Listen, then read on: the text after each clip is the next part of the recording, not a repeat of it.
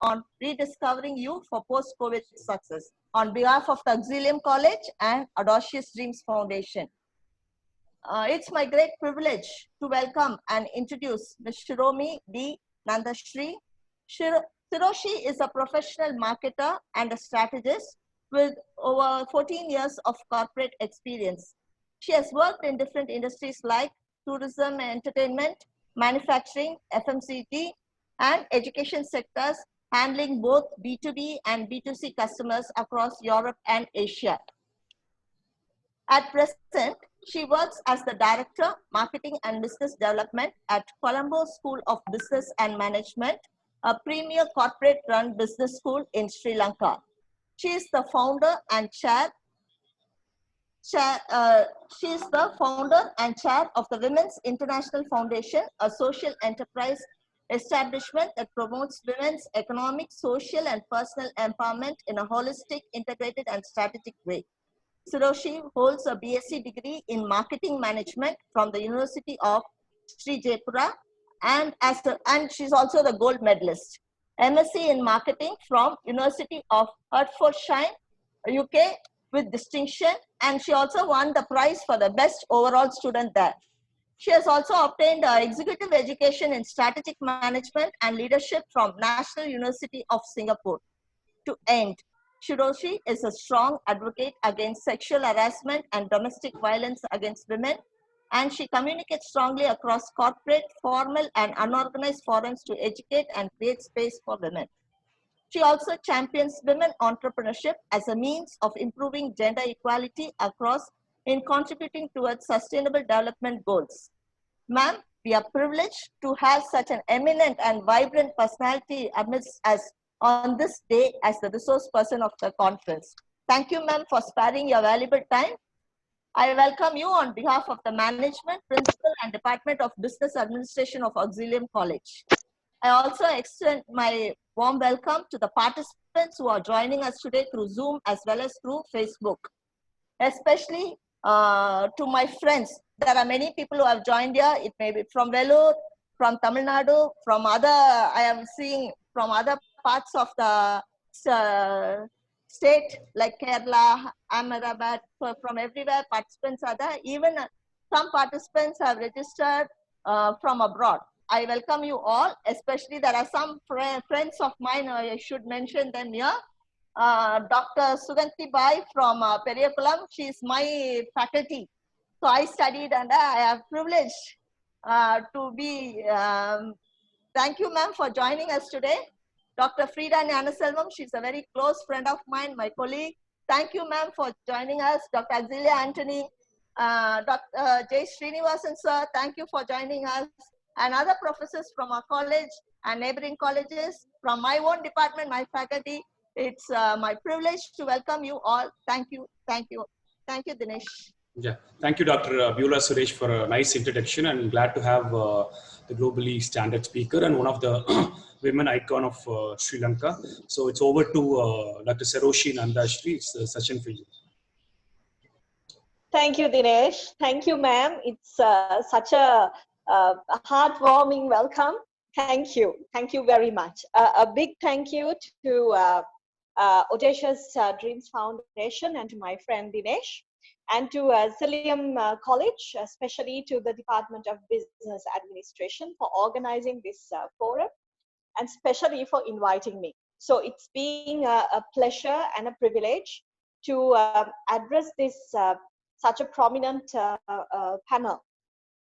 And also, when Dinesh invited me, when he asked me whether I would come in and do a session, I said yes. And then he asked me, would you have sort of like a presentation and thing? Then I thought about it, and I thought, well, this is an international platform, and the best way of educating or knowledge sharing is to learn from another person's perspective, learn from another person's experiences, learn from another person's exposure. So I thought, why not I share what I think, what I have been thinking, what I have been sharing what I have been practicing in my life with this prominent panel. And also we can debate about this, we can talk about this. If you don't agree with these things, we can have a chat also towards the latter part of the session. So having worked in corporate Sri Lanka, and also briefly I stayed in UK as well for a very short period. Having traveled, having worked in the corporate sector, something I have felt in my life is that we are always on a run. We are always running towards something, right? Early in the morning we wake up, then we soon get ready, then we catch a train or bus or something, then we go to an office, then we work hard, we bring work home also. Asians, we have that practice. We bring work home, and then we work from home as well. And then same thing continues. And then during the weekend, we are being pushed to study. We are being pushed to add more qualifications if you want to climb the ranks of the corporate world. Same thing I think goes with the academic world as well, to a great extent. Not to the extent of the corporate world, but to some extent, this also goes in the academic world as well. We are constantly on a race, on a run. What are we looking for in this race? So I have been thinking for quite a long time now, what are we chasing here, right? We are eternally chasing after success. We all want success. I mean, irrespective of all the professors and doctors here on this platform, myself included, Dinesh included, all the participants included, all of us, what we are looking for is success. And also, along with success, we are also, maybe consciously, maybe unconsciously, we are looking for happiness. We are looking for tranquility in the mind. We are looking for peace in the mind. We are looking for happiness. So happiness can be defined by different people in different ways. But at the end of the day, we want success and we also want happiness. This is what we have been looking for. That's why we are going on this race continuously, every day, on a daily basis. So sometimes this race is not fulfilling you. So in my corporate life also, I have been like looking at, and I have been trying to sort of like find a solution, or find a different perspective towards three ideas or three things that I've seen in the society, irrespective of the country. This is in Sri Lanka, this is in India, this is in UK, this is in Malaysia, this is in Singapore, this is across the globe, right? I have seen this. 3 points. Number one is, we all chase success. As I said before, we all chase success. We are chasing success like mad people. We are after success, right? We tell our kids, oh, you have to do all of these things if you want to be successful. And the day they are born, we are all on a chase. Chase for what? For success. So we are chasing success. And then I have been like looking, now everybody is chasing success, but very few people go there, right? And also, more we chase the success, right, more it goes away from us. Sometimes, most of the times, it goes away from us. More we chase it, more it goes away from us. That's one thing that I have noticed.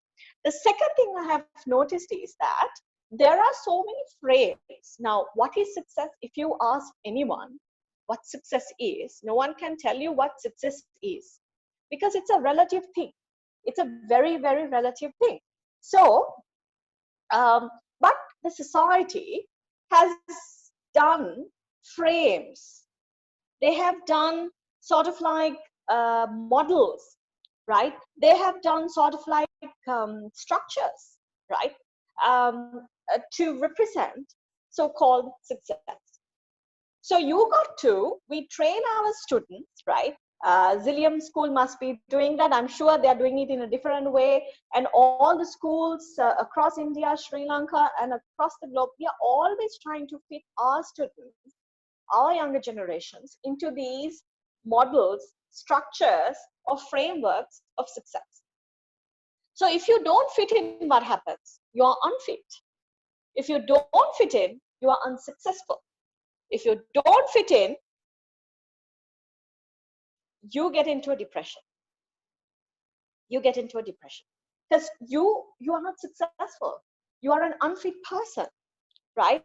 And you are out of the norm. So you're out, right? So we have frames. We have developed these frames of success. That's in our minds, right? That's in our minds. In the minds, we have actually done these frames. Also, the third one that I have seen is the role models, right? We identified, maybe from media, maybe from different other areas, we identify role models, successful, so-called successful people in our society. And what we do is, we actually take these successful people, we show them to our kids, and we tell our kids or our younger generations, look at that person. He's brilliant. He's a successful man. Try to be like him, right? We always say that. Try to be like him, right? Sometimes we forget to check that particular person's overall success. We only look at that person's economic success or maybe career success. So we look at only one aspect of a person, particular person, and judge him as being successful. Maybe he has earned that money by doing some drug business, some mafia business, by having links to your underworld, right? By doing illegal stuff, by not paying tax on time, by treating people in a really bad way, by having sweatshops or whatever, right? In a really, really bad, unethical ways. But he has come to a very strong position. He has money, he has fame, right? And he's powerful, right? And he is this vibrant man. So we judge him. So he fits into those so-called models or the frameworks or the structures. And we tell our kids, wow, fantastic person. Look at that man. Look at that woman, right? And try to be like them. And it's wrong. It's wrong because their economic contribution, right? Whatever they are creating, the economic value they are creating is far less than the social destruction they are doing, social cost they are generating. They are never successful. They can't be successful. Their social cost is very high. They can't be successful. So we tell our kids, our younger generation, to look at them. So they look at them and they try to be like them. So number one, we have corruption. We have all sort of malpractices. We have unethical practices. We have so many problems in the world.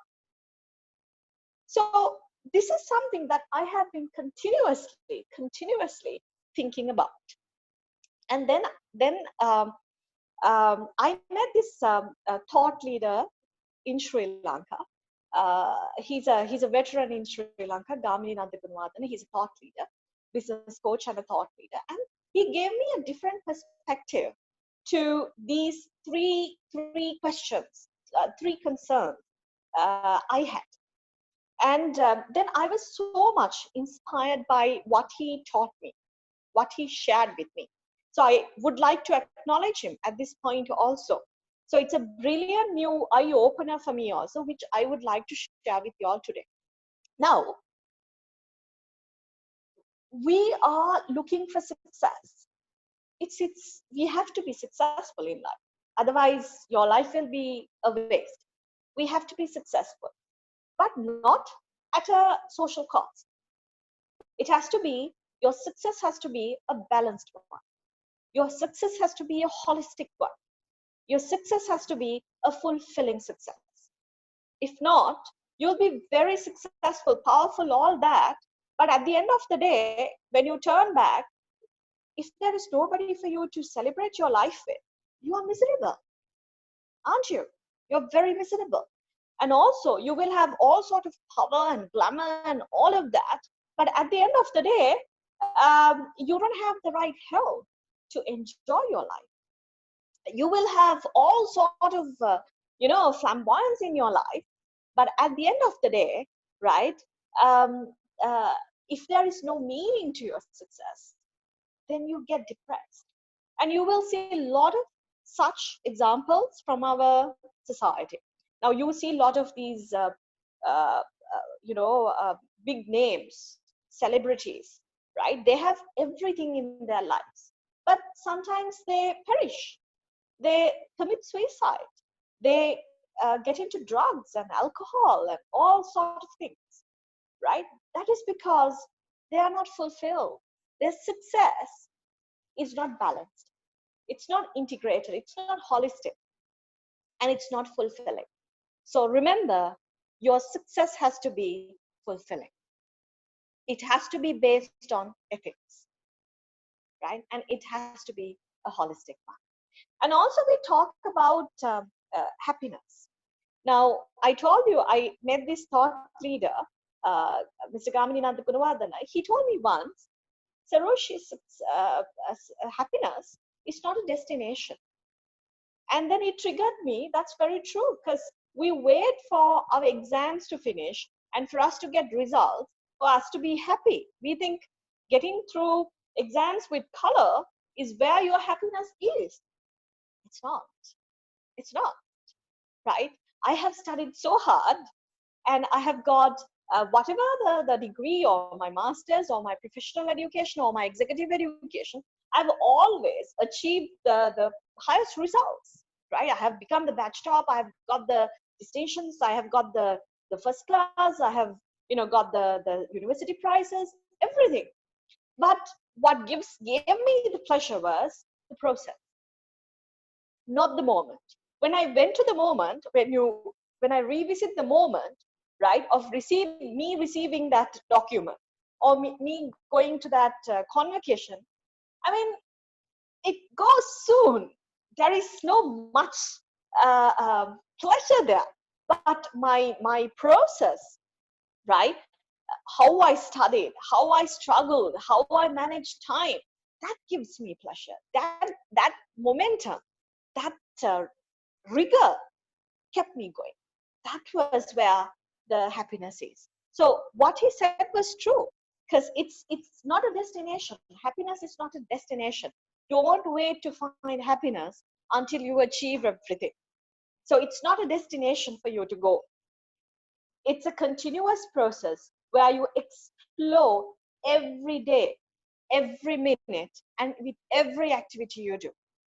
So you have to be fulfilled, right? When you wake up in the morning, right? When you wake up in the morning, you have, be inspired. Okay, today I'm going to do this. And when you go back to the bed, review and see, and you should feel, oh, I have accomplished something, right? And feel happy, right? Spend time with the nature, enjoy the nature, right? And be happy, right? So happiness is something, it's not a destination, it's something for us to experience, enjoy, be fulfilled on an exploration basis, on an everyday basis, right? Having said that,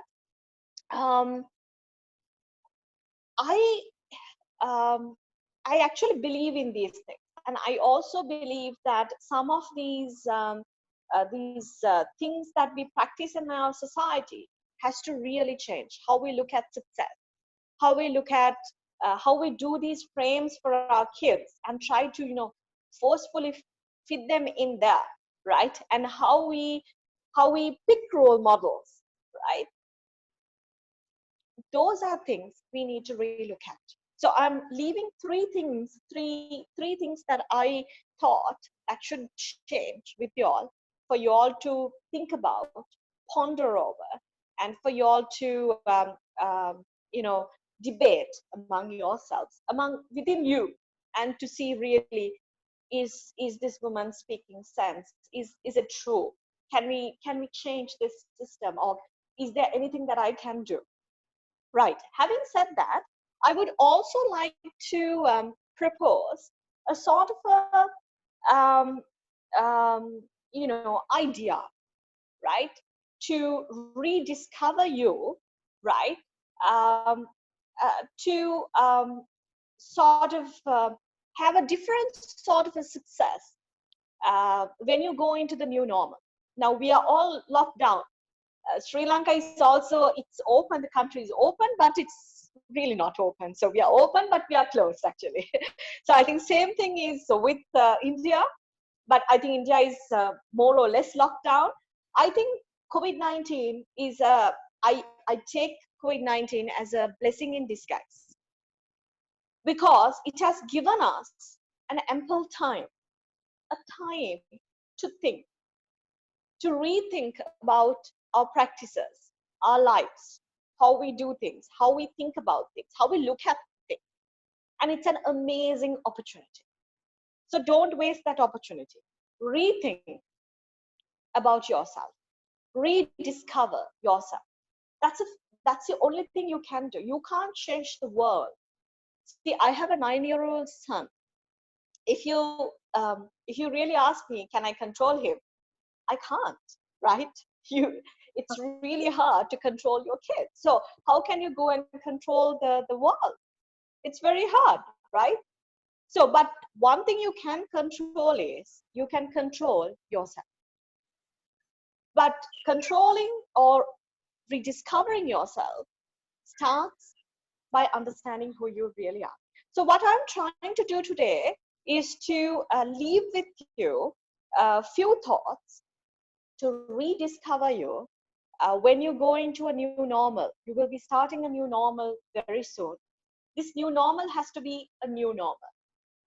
It has to be a new way of doing things, a new way of looking at things, how we operate things, right? So to fit in, to go into this new normal, I am actually sharing this thoughts with you for you to think about.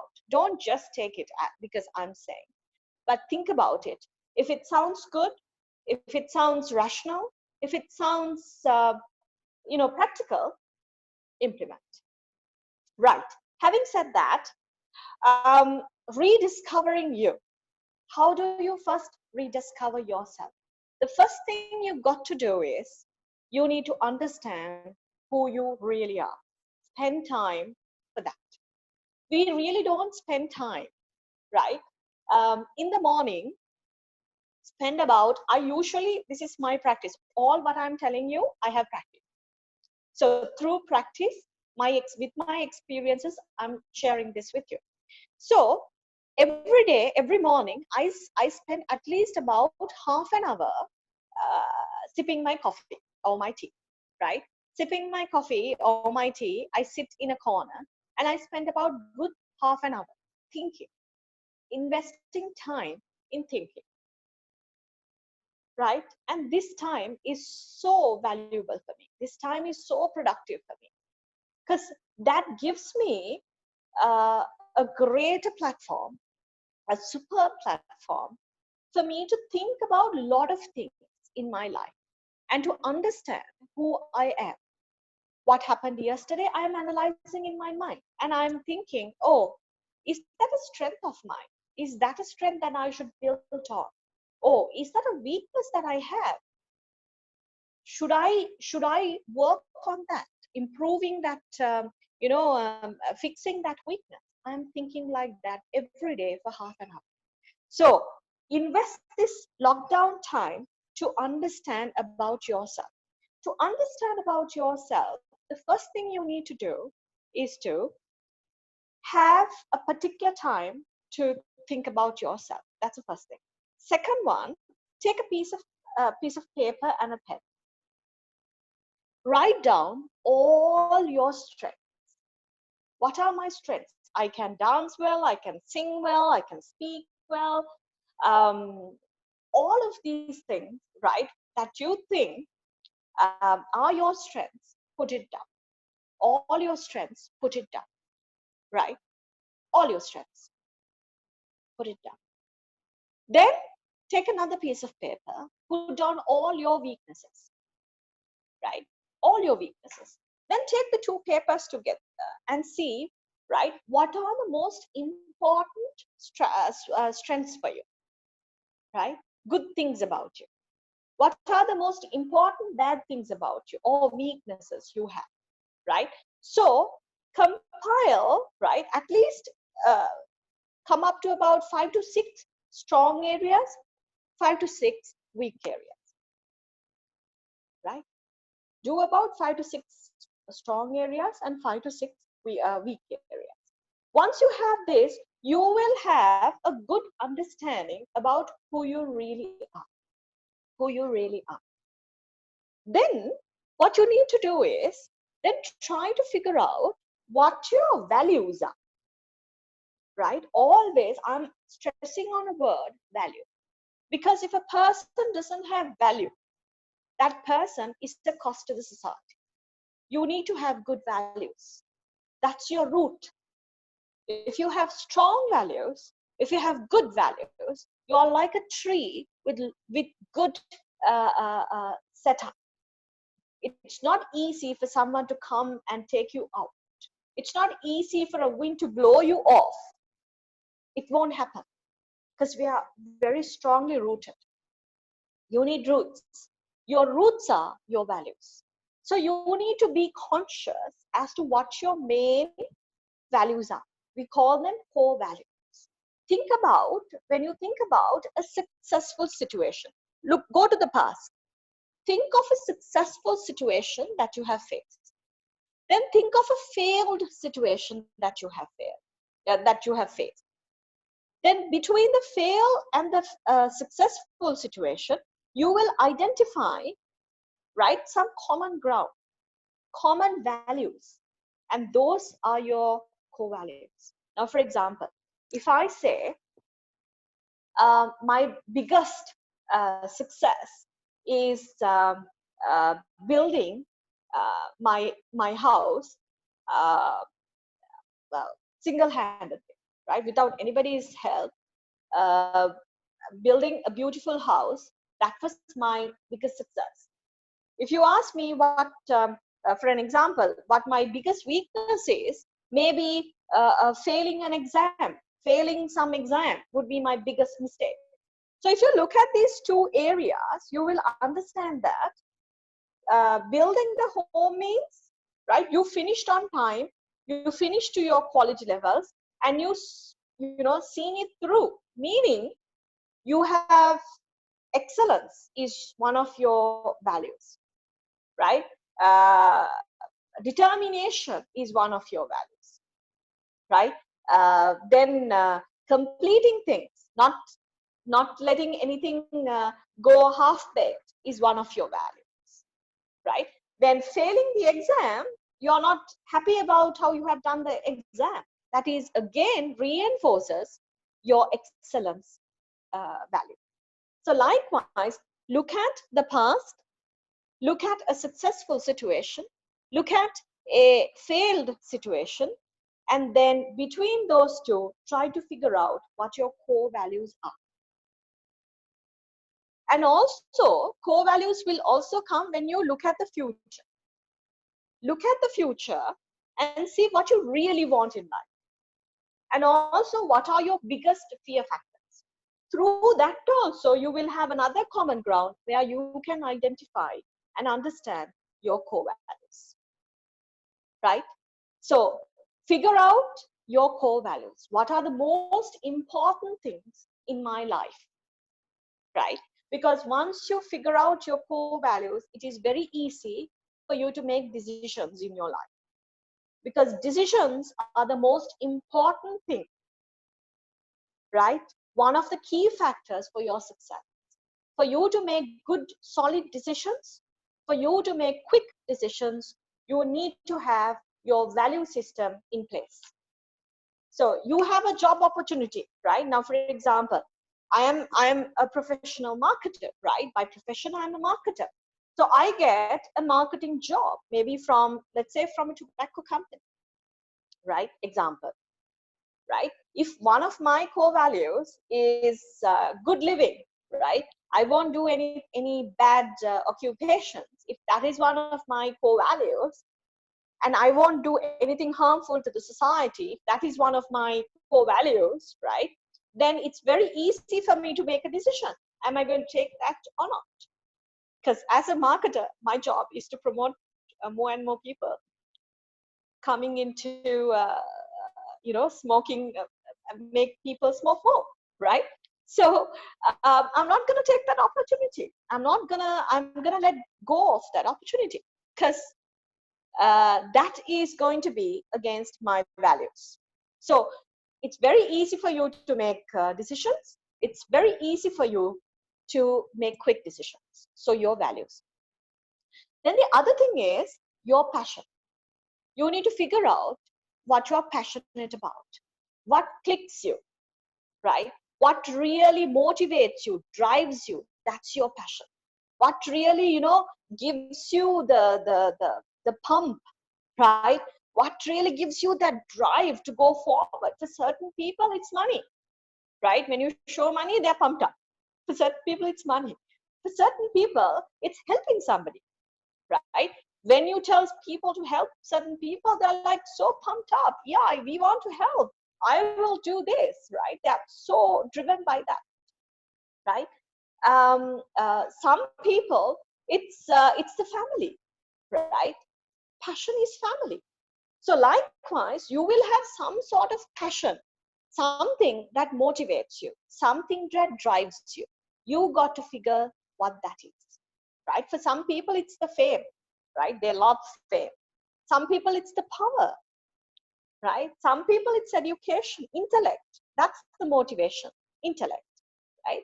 So you got to figure out what really drives you, what really clicks you, right? Once you have that in place, once you know your strengths, weaknesses, your values, right? You can have about 4 to 5 values, right? Once you know about what drives you, what your passion is, then look at the external environment. Look at outside, right? Look at outside. Look at outside and see what are the opportunities you have? What are the threats that might impact you? Look at outside. Threats and opportunity, right? For me at the moment, there could be so many platforms, right, which I can go and explore, right? There would be so many threats for me also, right? So you need to identify, for me, from the external environment, what are the threats, what are the opportunities. Now, for example, a person can see COVID-19 as a threat. Now, a lot of SMEs, right, micro, small, medium enterprises, and even large enterprises are, this could be a threat for a lot of them, because that really inhibits their business continuity. But certain operations, certain organizations, this could be a real opportunity, right? Real opportunity. So it could be either way. So you need to figure out what are the opportunities I have from the external environment. What are the threats I have from the external environment? Once you figure that out, this is all homework. This is all groundwork. Here is the most important thing. Once you do that groundwork, right, figuring out your strengths, figuring out your weaknesses, figuring out your passion, figuring out your values, figuring out your opportunities, and figuring out your threats. 6 things. Once you do that exercise, take about 1 or 2 days, figure it out. Once you do that, you are in a very good position to figure out what you really want in your life. That is, you need to decide on the purpose of your life. That is where I'm coming to. Purpose of your life. You need to figure out what you really want with your life. What's the purpose of your existence? What's the purpose of your living? What do you want to do in this life? What do you want to achieve with your life? You got to figure out, right? You got to figure out. That is called finding your purpose. If you don't have a purpose in life, if you don't know what you want with life, your life a kite who has gone out of control. So what happens to a kite who has gone out of control? Every time a wind blows, you will be blown out by the wind. Every time the next wave comes in, you will be blown out to this side.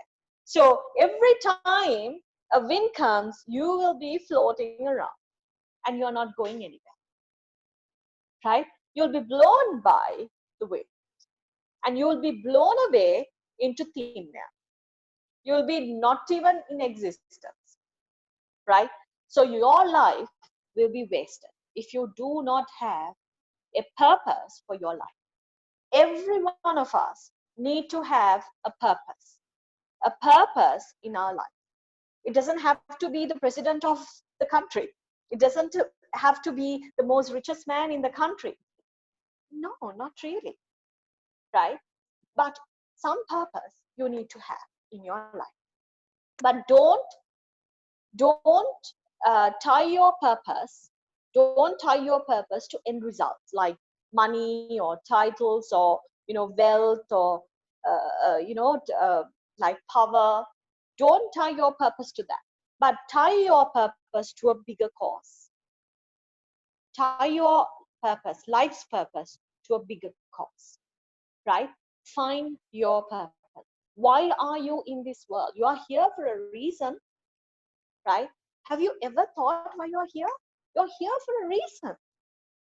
Find that reason. Find why you are in this world. What's the job you got to do for the betterment of the world?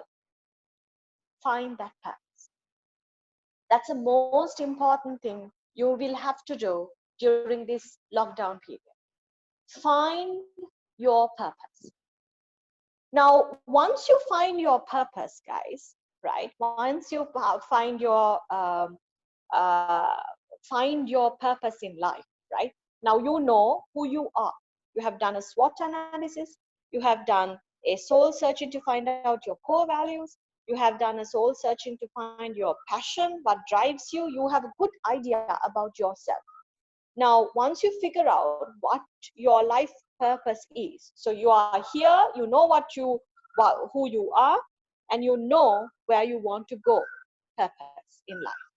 Once you figure that out, then you need to plan your life. Do not wait for anybody else to plan your life. Don't let anybody plan your life. Planning your life is the most important thing that you will do, right? You got to plan your life. A person without a plan in life, right? Remember, if you don't have a plan in life, other people, smart people, shrewd people with plans for their life will come, will hijack you and make you work towards achieving their plans, right? You will be where you are. You will never succeed or you will never go a long way, whereas you will help those who are planned to achieve their plan. And then what do? You do, right? You keep on complaining. Oh, they achieved this, they achieved that. They are great. They didn't even look at me. No one will look at you. You got to look at yourself, right? They are smart. You are not smart. But I think we need to be smart. Once you know who you are, once you know the purpose of your life, where you want to go with your life, what you want to do with your life, make a plan. From where I am today to achieve the purpose of my life, to achieve what I want with my life, how do I plan, right? When you're making the plan, right, this is the interesting part. When you're making the life, your plan has to be built on 6 pillars.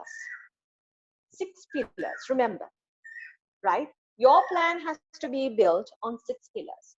So what are these 6 pillars? Pillar number 1, your career and your finance. Your career and your finance. That's your pillar number 1, right? So what is career and what is finance? Now, a lot of the time, our parents tell us to either be a doctor. Same thing goes with India and Sri Lanka. and most of the Asian countries, a doctor, an engineer, um, what else? A lawyer, an accountant. Those are the prestigious jobs. But have you ever thought who controls this world? Or uh, who controls India? Or who controls Sri Lanka? There are two types of people. One is your politician, right? Your politicians make the rules for the country through the parliament. So they are the lawmaker. They tell us what to do, right? They tell us, they set the frameworks. They tell you how you should live and how much money you should pay to the government and what our education policy should be. All that they decide. They are the lawmakers, right? And who is the second part? Business people, right? They give you jobs. So the two most, right? Two most important jobs are politician and business people. But we never tell our kids to be a businessman, entrepreneur. We never promote entrepreneurship, right?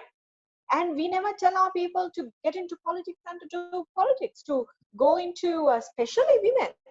I know the school is advocating that, but we don't tell our women also to get into politics. We don't. Because for us, see, this is why I'm telling you, we have frameworks and we fit into those frameworks. We are being told, right, being a doctor is the best thing. It is the best thing. Now, more than any other time, the value of doctors, the healthcare people, we have felt it is the most important thing, right? But don't limit to that. Tell your kids to be who they want. If they can make a difference by going into politics, let them go. If they want to start a business, let them start a business, right? CEO, a lot of people think, oh, C-suite. When you go to the C-suite, you're like, wow, right? Really? At this point, what is happening to all these C-suite people? Investors are basically asking them to go. I have seen that in most of corporate. With one signature, CEOs are sent home. So our models are wrong, right? So we need to tell our younger generation also, inspire them, encourage them, get them to explore different areas, right? Being a fashion designer, that's great.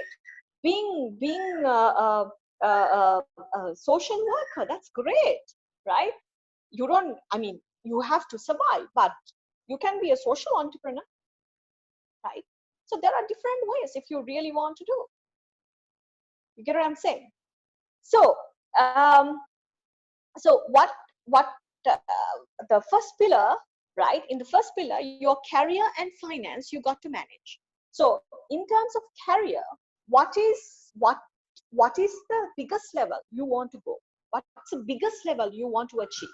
You got to plan your career, right? In the next 5 years, what is the biggest position I want to go, right? Then have that position mapped. Then to get to that position, what are your timelines? Plan it out. Then look at your finances, right? Not only career, you need to plan your finances also, right? At the age of 30, I'm going to have this much of money because I need to build these things. At this level, I need to have at least this amount, right? So you need to plan that also. You need to plan for your kids' education. You need to plan for your vacation. You need to plan for your retirement. You need to plan for your funeral, right? And you need to plan for your health care. So all of that, you need to plan for your finance. So have your finances planned for the entirety of your life. Have your career plan, right? From the highest position, right? And to the position you are holding, plan it out. So that's the first pillar. Plan your career, plan your finances. That's number one. Because you need to go up in the career, you also need to be very, very much, right? Very much stable in your finances. Then the second pillar is your knowledge, your intellect and your knowledge. Now, I'm not referring to qualifications, right? Lot of the times, a lot of people ask me, why are you not using your qualification? I don't care, right? I mean, lot of the times people run after MBAs. That's wrong. That's wrong. Why do you do an MBA? Have you ever heard, asked yourself, why do you do an MBA? MBA gives you a different perspective. So you need to wait for the right time to get that. You need to be ready for the MBA first with experience, exposure, right? You need to be ready for the MBA. Then when you go in, you learn from other people, you contribute, you knowledge share, then you have a great exposure, right? You actually, it's an experience.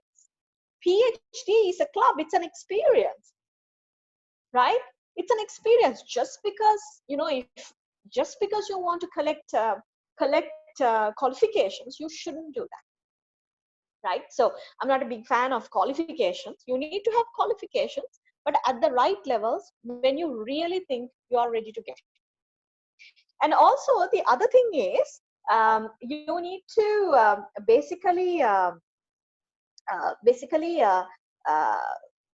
allocate times from your daily routine to read books.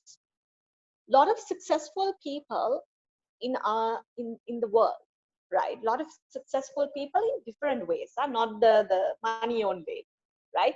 Very balanced people, right? People who have successfully continued in their lives. They would, if you really ask them, they would say they read a lot of books. Get into the habit of reading books. Read different styles of books. And wherever there is knowledge, go for that. Now, this webinar series, right? You're spending 2 hours. Take a pen and a pencil. Take key learning outcomes. Take about 1 or 2 key learnings. Take it, but knowledge is destroyed within about 2 days. Within about 2 days, it's gone if you don't put that in practice. So you need to learn not much. Just take 1 or 2 points from this, take it back with you and practice, right? And we also have a 21-day rule. When you continuously practice something for 21 days, it becomes a habit. Habits actually change your behaviors, right? So learn something before 2 hours, before 2 days, put it in practice, right? Practice it continuously, consciously for 21 days. Once you pass 21 days, it becomes a behavior. It becomes a habit. Continue the habit until it becomes a behavior. That's how you integrate good things in your behaviors. And behaviors can later on give you return, right? So you need to have always your intellect, your mind has to be tuned in, right? So it's a must that you watch local news. It's a must you watch at least one international news, CNN, BBC, whatever, right? Anything that you're comfortable with.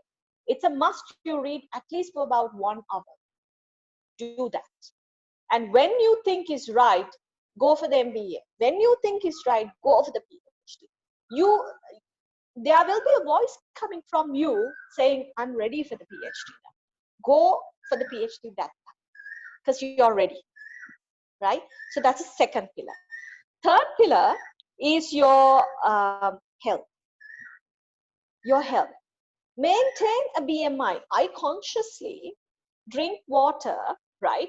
In the morning, I have a limit that I have a bottle with the amount that I need to drink. I finish it off. Then afternoon, no matter how much of work I have a bottle kept. Then I drink that water. When I go home, when I'm at home, I drink the amount required for the night time, right? So I divide my day into 3 and I consume the water levels that I need to. I keep myself hydrated. And I don't eat a lot. I eat small quantities, but I ensure I eat all 3 meals, balanced meals, right? And likewise, and also I ensure I do at least half an hour of a small workout. I don't go to gym, right? I don't go to, I don't do all these, difficult stuff. It's just walking and few stretches. That's it. It keeps you pumped up, healthy, and physically fit, right? We are all moms, we are all professionals, and we are women. Women carry 3 burdens in life, triple burden, they say, right? Social burden, family burden, work burden, 3 burdens. So to carry all these 3 burdens, triple burden, you have to be very fit. So that's your health. So maintain your BMI every day, don't have breaks. Exercise for half an hour. It depends on the person, so you can plan accordingly. Then the other thing is spirituality, right? If you really go to universities, Western universities like Cambridge or even Oxford, like these, really, really, famous universities, they have a special place for the spirituality also. They have a place to eat, they have a place to study, and also they have a place for spirituality. There are 3 chambers. That's how it's been implemented. Same thing we had in our ancient educational system, right? We had that in the East, in Sri Lanka, in India, we all had that. But unfortunately, it's gone. We don't have to wait till we are 60 or 70 or whatever the number to be spiritual, right? We got to be in control of our mind. So do a little bit of spiritual engagement. Do dana, right? Alms givings. Try to give as much as possible. If you give, right, you actually, basically you are trying to get into a habit of detachment. Detachment is also a management concept. It's a spiritual concept, but it's coming from Buddhism, but it's also a management concept. Now we are talking about detached passion in management. But anyways, detachment is also good. So giving to poor, to clergy, to all these people, it's a good way of practicing your spirituality. And if you are doing daily, yoga, something like that, that's also very good. Then the other point I want to highlight, that's the 5th one, is your family or your home front. That's the 5th one. You need to have a house. You need to have a car. You need to have a family life. You need to have kids, right? You need to take care of your parents, right? Parents are part of your life, remember, right? You can't get away from that responsibility. They took care of you when you were little. They took care of you when you could not take care of you on your own. Now it's your time to take care of them. So they are part of you. So your family includes them as well. So you need to have a balanced family, right? Your wife, your kids, right? Or your husband, your kids, your parents, his parents or her parents, right? Your house, your your cars or vehicles or whatever, all that, right, is part of your family. So you need to basically plan that as well. Your kids' education, your partner's progress, all of that has to be planned out. Then the last pillar is your social relationships, how you connect with the society. We are humans, remember, right? We are all human. Humans are social creatures. We can't live alone. We will die. See, look at social distancing, how hard it is, right? Without going out, without seeing people, without talking to people, we go mad. It's very hard for us to live on our own, right? We need people. We need our local community. We need, you know, other people as well. So your relationship with the society, you got to have a good plan to have a nice little community, nice little relationships with your surrounding. It can be your immediate family, it can be your school, it can be your alumni in the university, it can be some BNI group. We have business networking groups, right? It can be some intellectuals, uh, some sort like that. It can be your friends, family friends, whoever. It doesn't, you know, you don't have to limit it. You basically need to select whom are you going to have these strong relationships, and you got to maintain that. That should also be part of your plan. So when you plan your life based on these 6 pillars, what are the 6 pillars? Your career and your finance, your knowledge and your intellect, your health, your spirituality, the spiritual side of it, your family, and your social relationships, right? All of these things, right, have to be taken into account when you are making your life's plan, because that is that will give you an integrated, holistic plan, an integrated feeling, right? A success that's meaningful, a journey that you go with your entire family, a journey that you go with everyone, and every step of the way you celebrate, you enjoy, you be happy, right? So I would like to invite all of you, right, to try this, and maybe you can let me know through my Facebook, or you can connect with me on WhatsApp, you can connect with me on email, you can connect with me on Facebook or LinkedIn. You can search, I think I'm the only Seroshi on Facebook and LinkedIn.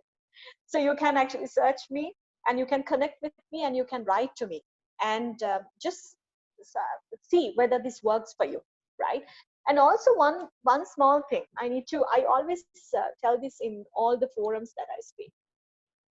Have you ever wondered, now in Sri Lanka we school for 13 odd years. I think it's pretty much similar in India also. So from grade 1 to grade 10 or 13 we school. Have you ever wondered, why do you go to a school? I always, you know, this also a question that I faced. And I was like, you know, trying to find the answer. Why do you go to the school for 13 odd? I went for 13 odd years, right? Why? If you go without knowing the answer, you feel like it's such a waste of time, right? And I actually found the answer while I was having a discussion with my 9-year-old, trying to answer some of his questions. That triggered me. So I actually got into the thinking, and then this stuck me. So I will share that also with you. See, we are all animals. Human is also an animal. We are animals. But what distinguishes us from the animals is our values. Our values. Nothing else. Our values. Right? So these values, they come to us through the schooling system. Why do you really go to a school? That is because that is the place where the animals are being converted into humans. That's why we school. That's my personal perspective. So everyone should school, because they have to be taught these values along with the knowledge. These values are being incorporated. So it's the transformation process from the animal to a human. But unfortunately, somewhere down the line, our schooling system, education system also needs to rethink and re-strategize, because we see sometimes we get very smart people, very brainy people, very educated people, but no values. So if we get somebody without values, that person's contribution is less than the social cost he's going to create in the society. It's a huge social cost. You can do a case study on this actually. You can do a research, right? The contribution is very less. Economic contribution is very less, and his social cost is very high. So values are very important. And one place where values are being incorporated into us is the schooling system. So tell your kids, education is very, very important. Tell your kids, education is one place that this conversion happens. And who are the people who does this? It's the teachers, it's the lecturers, it's the coaches. But do we give them the priority that they should be given? Do we give them that significance that they should be given? Do we give them that that momentum, that respect, or that facilities that they should be given? These are areas that we have actually gone wrong. If you really want to change the system, these are like few areas that we need to work on. We'll work on together. I think we can change. But change happens, rediscovering happens first with you. Let us all spend this lockdown time effectively to rediscover us. Rediscover us to figure out who we are, what the purpose we have, what is my purpose, and how do I achieve my purpose on a 6-pillar strategy. Right, so I think with that, I would like to end my session. So this rediscovery, I'm sure will help you to have a great success, a very holistic success, a success that is fulfilling, a success that is based on happiness in the new normal post-COVID-19. Thank you very much. Yeah, thank you. Thank you very much, Dr. Seroshi, for your great inputs and also highlighting Dinesh, on I'm this. Seroshi only. I'm yet to do my PhD. That's great. So everyone is behind PhD in many part of the world. So Yes, yes. So thank you so much for highlighting that, and thanks Pleasure. for thanks for highlighting on the 6 pillars of the things which everyone needs to follow, and also Yes. your inputs on various causes for the academicians. And so we have a lot of questions from the Facebook live. So to select few questions, maybe Yeah. I can just I'll just ask one or two. Yeah. So, what will be your best thought for the current students who is going to pass out in this pandemic period? So, like for example, there is a lot of layoffs has been going on across the world, and the new students are going to pass out this year, and the academicians also facing very tough time to train the students. Or the finalist students who is going to pass out. So what will be your opinion on those students and those teachers and the mindset, how they have to prepare to face the market? My advice is, I always advise university students that they should not work for anybody. That's my strong belief. You should not work for anybody. You should always think of starting something on your own. But it all depends on your economic, your cultural, your social situation. If you are coming from a really, if you have people to support, if you are coming from a comfortable setup, right? If you are going out, if there are no jobs, think of something, right? Start something very small. You don't have to, you can start something from your home, right? Everything is virtual now, right? Start something, start selling something, start sharing information, start a YouTube, start a platform where people can come in, because tech is also supporting this. So you can do something, create something on your own. Be an entrepreneur, right? For people who are struggling, well, if you think you don't have a cushion to fall back on during this very this time is a really bad time for everyone economically. So in this bad time, if you don't have any support, and if you have dependents, or if you really need to support somebody or family or somebody, then my advice is look for some sort of job that you can find something, right? Something, right? It doesn't matter, right? Within your values though, within your values, look for any sort of job, any sort of work. It can be part-time work, it can be contractual work, it can be any sort of work, right? Take it, survive. Because at this point, for anyone, right, the strategy is survival. So you need to survive. You need to survive. You need to help your parents, your family, whoever.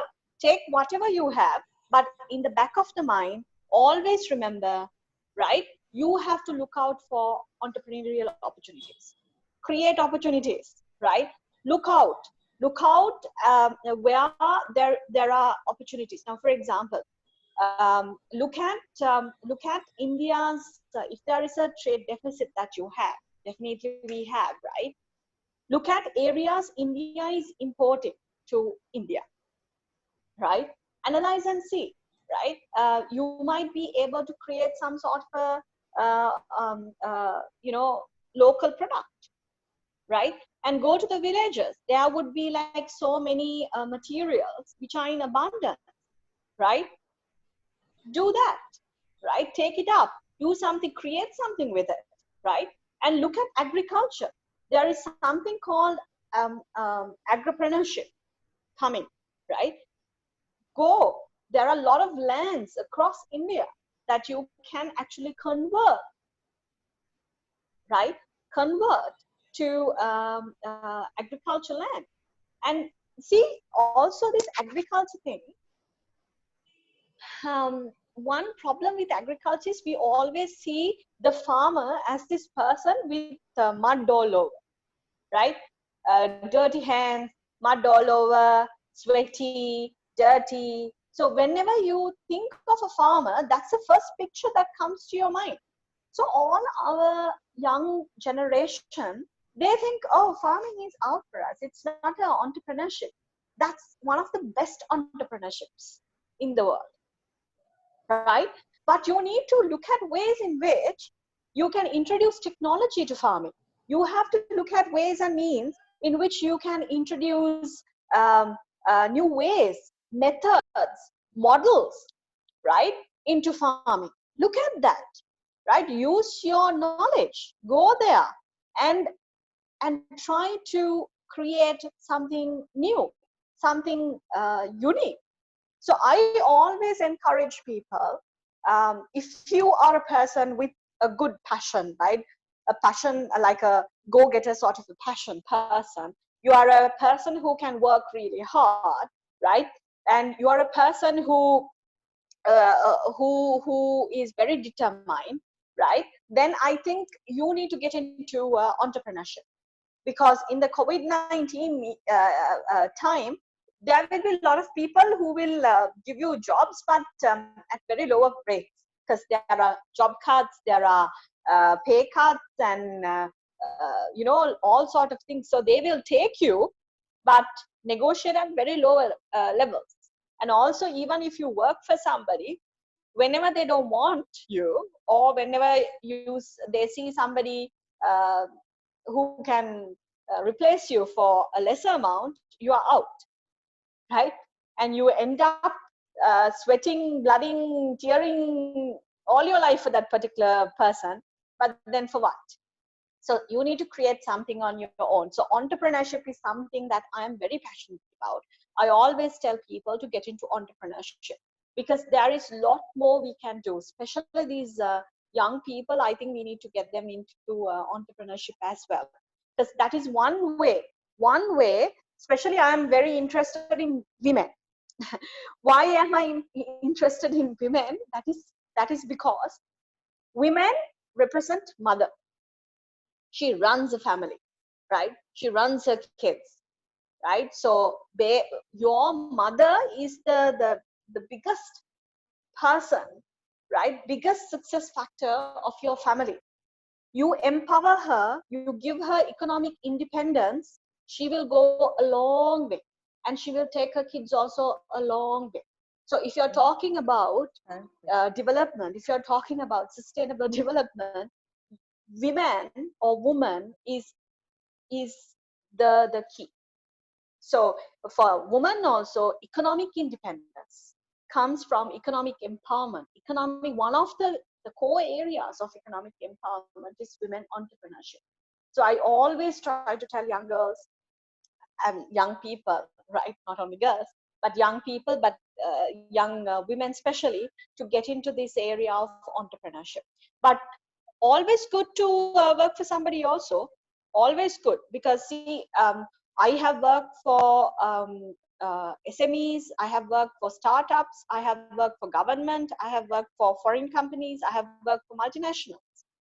So when you work for a multinational, you actually learn systems, processes, procedures, strategies, right? There is a different thinking there. So that's also important. That's also knowledge for you. That's also experience and information for you.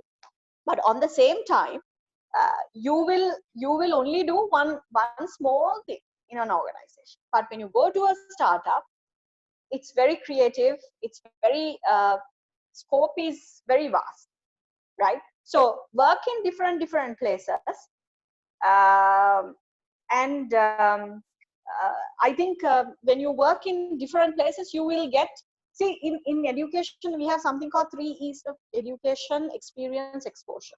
So I think we need to tell our kids to basically work in different.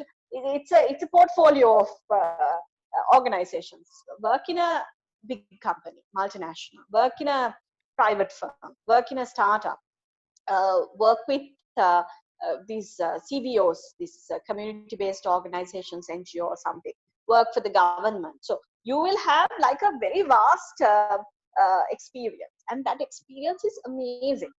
And that will help you one day when you are trying to set up something for yourself. That will really help you. I hope I answered the question, Dinesh. Thank you, ma'am. And so one final question. There's a lot of questions actually was flooding. Maybe you can just see our Facebook notes once you, and then you can reply that as well. And the final question is a kind of a psychological question. So Professor Balapriya asked that. So since in normal days or even the COVID period or later, so we're going to face the world. But while we moving forward towards the path of success, but we have to handle certain people with their strange behavior or certain issues which comes with strange behavior, but we cannot omit them also. So in that case, success depends on that too. Success or failure depends on that too, the kind of people we face or the kind of the issues we face. How to handle those issues as a person in future? Handling difficult people. Now, there are two things. One is now since the college is predominantly female-based, Dinesh, please allow me to talk in that line also. So if you are talking about difficult people, difficult situations for a lady, if it's happening in terms of harassment, or if it's happening in terms of violence, that's a crime, right? So those kind of difficult situations, difficult people, I think it's a crime. It's a violation of human rights. Such things we should never tolerate, and it's never a private matter, right? It's not a private matter, and such things we should not tolerate. We should have zero-based tolerance, and we should also not normalize it. A lot of the times we try to normalize it, but we should not normalize it. Now, I don't know whether you have heard of convention called Istanbul Convention, which came from the European Council, and they have recognized this violence against women and this harassment against women, a human right violation. They have made all countries who have rectified it to be personally liable, countries to be liable and responsible and accountable for punishing such acts. So that is the extreme case for women. If it's a difficult situation, if it's something in that perspective, then it's something that we will have to tackle in a very different way. But if it's usually difficult people, right? If it's handling difficult people, well, you have difficult people everywhere, right? So a lot of the times, what we try to do, including myself, but I'm also culprit, including myself, during this difficult, when you confront with a difficult person, that person gives you like so much of headache, right? And that person is like so annoying, and you can't focus. You feel so stressed. Your energy is gone because you have to deal with that person. So I do that. I actually have those kind of problems, like on a daily basis I have. But I had another chat, since I also had these issues. I also had a chat with one of my good friends. And what that particular person told me struck me very hard. That person said, Seroshi, now, why do you want to react to a person, right, who is not going to be even important, right, in your life in the future, right? Now, if I have mapped out my purpose in life, right, if that particular person is not part of the purpose of my life, right, my purpose is a journey that I go on the 6 pillars. So if that particular person is of no value, right, is nowhere in the achievement of my purpose, right, so why are you even bothered about him? He asked me. So I was like, yeah. And then he said, after about 1 or 2 years, right, life evolves, right, when you turn back, and that person would have been history for you. So if you are sacrificing your time, your energy, and your present to deal with that particular person, it's going to be a waste. Why do you waste? Now, today, I'm about 37 years of age, right? Let's imagine I'm going to live for the next 50 years, 87, if I'm touch wood, if I'm lucky. So for 50 years means I have very limited time. I have a purpose in my life, right? I have a purpose in my life. To achieve that purpose on the 6th pillar, right, I have only very limited time, 50 years. So of the 50 years, why would I spend at least a couple of days wasting for that particular person? That's number one. Number two, whatever that person does, right, you can't change. He will continue to do that. He or she will continue to do that. He will continue to irritate you. He will continue to pinch you. He will continue to do all sort of bad things against you. So every time he or she does something, if you start reacting, you will not have time to act, right? You will not have time to act. Also, you cannot control him. I told you to my 9-year-old, I can't control. So who can you control? You can only control you. So you need to tune your mind, right? You need to tune your mind to let go of that. That's why I said practice detachment. You are hanging on to something. Now, I have been hanging on to a particular brand that I love so dearly. And everyone who pokes their finger into that brand, because my job is brand building, right? Branding. So every time that particular person pokes the finger into the brand, I'm so attached to the brand, and that brand is like my own child. So every time that these people poke their finger, this person pokes his finger and screws the brand, try to, do a lot of bad things. I get so irritated. I just, pumped up, and I'm like, my hair comes like this, and I'm like so furious. But then when I had this chat with my friend, when he made me realize, I thought I should slowly practice something called detachment, right? I'm passionate towards the brand. I love the brand, right? I love the work I do, but I also should detach myself. I should let go, right? Whenever, if it's crucial for the brand, if it's something that you need to intervene, I will intervene. But other than that, I will detach myself. That's also a strategy that I practice in dealing with these difficult people. These difficult people don't change organizations because of difficult people. Don't change countries because of difficult people. Don't change families because of difficult people, right? Don't change friends because of difficult people. Because difficult people will be there. It's just how you manage them, you need to master. So try to, as much as possible, try to let go, right, of that difficult person. Try to remain calm. Try not to react. That's where the success is. Try not to react to that particular person. Try to detach, right? Practice it. I told you, practice 21 days, habit, behavior. And that I am also getting there. I'm not perfect. I get furious, right? I have to confess, but I am also getting there. So handling difficult people, I think, don't handle them, you handle you. That's the advice I have to give. Yes, So, Dinesh. yeah, thank you so much, Seroshi.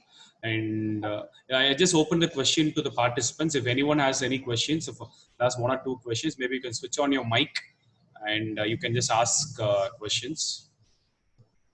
Dinesh, I have a question to ma'am. Yes, ma'am, please. Since she's from B school, I Yeah. would like to know how you are going to manage this post-pandemic situation, COVID situation, because here in India, almost we are not aware what is going to happen when the college is going to start. And even I heard in some abroad universities for 1 year, they are going to do it through online. So all the universities are planning for online education for 1 year. And how you, as B school, what strategies you are adopting, how you are going to fit yourself for this after this COVID-19? Yes. Yeah. So it's like this. I am not a believer of doing. I told you, education is all about conversion, that animal into a human. So you can't do that conversion if it's offline. I don't believe in that conversion happening offline. But technical stuff, technical matters, some of the motivational stuff, some of the business related ones, you can definitely go online. So you need to figure out what's the balance. So to start off with, I think you need to have online programs starting, because your students will not, they will not allow, now they are saying that until the end of the year, the social distancing will prevail. So as a result, there will be some travel restrictions also. So because of that, I think as a first phase, you should do your programs online. But what to offer online, you need to decide. I think technical stuff, technical sessions, you can actually do online. And also some of the evaluations also you can do online. When you are doing online sessions, it is very hard to retain students for more than 1.5 hours. So you need to structure the sessions accordingly. Otherwise, it won't be productive. And on the same time, students, there is a tendency that students will also virtually say that they are there, but will not come. I have seen that also happening. So virtually they are logged in, but they're not there, right? So so those issues will have to be taken up. But to start off, start online, start virtual, right? Select, structure properly, start online. Some of the assessments also you can do online. But for like the really impactful sessions, right? The sessions that converts the animal into the human, those kind of sessions where you really need to have interaction. I think your classrooms will have to adjust when everything lifts, the lockdown is over, the what do you call this, you know, country eases the curfew system or the lockdown or whatever the restrictions. You got to arrange your classrooms to enable social distancing, the health regulations, and then allow these people to come, but also not for a long periods. So again, you will have to rework out. But you can first stage, you can start with virtual, then you can go slowly into the classroom sessions. But I would say important ones, one-to-one ones, you need to say for the last bit. Ma'am, one more question regarding, Yes. since you are very much interested in entrepreneurship, especially for women entrepreneurs, and even we have so it's our college is a purely women's college, and Yes. my management program is also only for women. So I find it very difficult with these girls, because even when companies come for placement, girls are not willing to go and join. So I have to, no other go, I have to focus only on entrepreneurship training. So we have a business incubation center. So I have to give them training, no other go. So what type of entrepreneurship skills I can give for women students? So what are you practicing there? What do you recommend? So usually what we do is tailoring, jewel making, then cookery. So all these are the few practices what we follow. Anything apart that, anything new? Can you suggest me some entrepreneurship skills? Yeah, that is all technical training. Now, cookery, dressmaking, pattern making, jewelry making, all that is technical information or technical skills. It's good to give technical skills, but more importantly, what you need to give is business skills. Business skills is how to plan a business, how to identify opportunities. You need to basically give them that skill. How to identify opportunities, how to do situational analysis, how to do a plan, business plan, how to manage their finances, how to manage cash flow. Now, at this point, if you are brilliant in cash flow management, you will survive. If not, you will go belly up. You will be bankrupt. So likewise, you need to basically evaluate and see what areas, right, these girls really need in terms of business skills. So business skills is something that you really need to give. And also these people have to know about how to do an investor pitch, right? How to present themselves, how to brand themselves, especially about marketing and branding, how to do product designs, how to do pricing, distribution, communication part. Then how do you find your USPs before designing the products? All of those things are very important. Then doing presentations, communication skills, etiquettes. Those are also very, very important ones. Change management. So those are like business skills. So I think apart from the technical skills, also give them these business skills. One more thing is get them in touch with the industry. Industry meaning there are so many women entrepreneurs who have done really well. So you can actually get them also in touch with these women entrepreneurs, budding women entrepreneurs, and let them share information, share knowledge, share practices. That way also they can be inspired, and from their learning they can actually learn. Now, for example, now if you are a woman running a business, it's not easy to manage your family. So they will be very good in terms of technical stuff, cooking or cookery or whatever, that's skills. Also, they might be very good in business skills, but they don't know how to manage their family. But if you organize something like those knowledge sharing sessions, those people can connect with similar people who have faced such a situation, and knowledge sharing can happen. So I think those are like few areas that you need to also look at and I think expand. Thank you, ma'am. Thank you. Pleasure. Thank you very much, ma'am, for the questions, and thank you, Seroshi, ma'am, for this answering. So, and I hope, Beulah, ma'am, if there is no other questions, maybe you can just continue and just close the session with a word of thanks. Okay. Thank you, Dinesh, and thank you to the brilliant audience. Thank you very, very much. It's been a pleasure sharing this knowledge with you.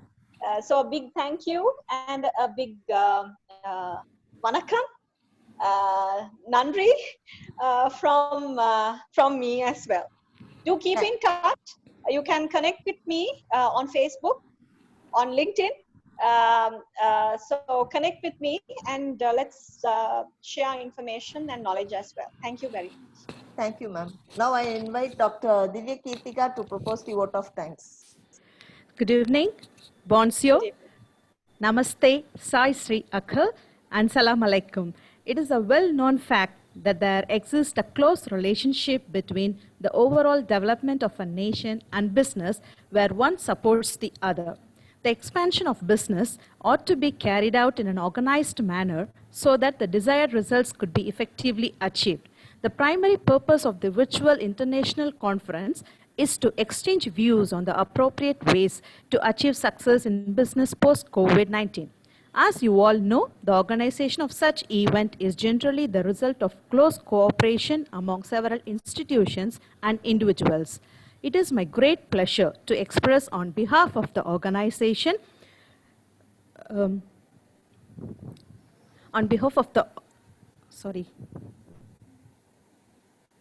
organization and my behalf, a deep appreciation for the support and encouragement provided by such individuals and institutions. I consider it a great privilege to propose the vote of thanks. Today, my words are not enough to express gratitude on behalf of the Department of Business Administration and the entire fraternity present here. And on my behalf, I extend a very hearty thanks to our Secretary, Sister Alice Katie, for her immense support. I would like to thank our beloved Principal, Sister Dr. Regina Mary, for all words of wisdom that radiated a source of energy within us. I further extend my thanks to Sister Sumati and Sister Amala Valarmati, Vice Principals of the Shift 1 and 2, for their orchestration. I acknowledge my deepest gratitude to Ms. Seroshi D. Nandasiri, Sri Lanka, founder and chair of the Women's International Foundation, Director, Marketing and Business Development at Colombo School of Business and Management, former Head of Business School at CA, Sri Lanka, Non-Executive Director, Survey Research Lanka, for taking time from her respective schedules to grace this occasion. Also, I thank you, ma'am, for your thoughtful and inspiring speech on the purpose of one's life and the process to achieve success, along with happiness in one's life. I would like to express my sincere appreciation to our host and moderator, Mr. Dinesh Gajendran, Catalyst and Executive Director, Audacious Dream Foundations, Partnerships and Resources Committee at Commonwealth Youth Council, for his enormous cooperation in the organization of this virtual international conference. A conference on this dimension cannot happen overnight. It requires planning and a bird's eye for details. Therefore, I take the opportunity to thank our conference coordinator, head and assistant professor, Department of Business Administration, Dr. Beulah Suresh, for her comprehensive guidance and support. We have been fortunate enough to be backed by a team of very motivated and dedicated faculties and students. I sincerely thank everyone for their involvement and their willingness to complete tasks beyond their comfort zone. And also, I sincerely thank to all the delegates who are the reasons for this international virtual conference. This conference is a unique opportunity to learn from the world's best experts in teaching and business. Once again, thank you, Mercy Bikup, Dhanyawad, Sukriya to all for being with us this evening. It has been a great pleasure. Thank you. Yeah, thank you. Thank you so much, Dr. Divya, for your valuable word of thanks. And thank you all the participants who's been with us today from various universities and various colleges from across India, and today in Zoom and also in the Facebook. And we're just happy to announce you that we have been reached almost like in Facebook officially. The reach got around 9,000 plus, and the engagements is around 3,000 plus. So I'll just give you a correct analytics by end of the day. So it's glad that we can able to reach as many people in the world, as many part of the, and many children and students also being a part of this session. So they also got empowered. We got a lot of positive messages in the comments in the sections. So thank you, thank you so much once again, everyone, and Ms. Seroshi for taking your time. It's more than 2 hours for giving the valuable lecture, and we look forward to associate with you in future. And to highlight that, the Auxilium College, Vellore, and Department of Business Administration, we have a tie-up with Sri Lanka and Sri Lankan government since 2015. We have been around 30 to 40 girls from Auxilium College used to visit Sri Lanka for India-Sri Lanka Youth Exchange Program every year. At the same time, we also host the written delegation from the Ministry of Youth Affairs from Sri Lanka National Youth Services Council in India and Tamil Nadu. So we also host them for 7 days over here. It's a bilateral agreement and exchange the college and we have with the Sri Lankan government. And we also look forward to work with your institutions in future. So hope there's a mutual benefit among the students and mutual benefit among the faculties to give benefits for the larger group in the world. So thank you so much, Ms. Seroshi, and thank you, Dr. Beulah Suresh, for associating with us for continuously. For this is around, I guess this is an 8th year we have been associating continuously to uplift and empower the women in Vellore and across the world. So thank you so much for the opportunity. So thanks again. So take care, all the best, and Hi Bhavan. Thank you. Thank you. Bye. Thank you, Thank you Dinesh. very Thank much. you, ma'am. Thank Bye. you. Thank you.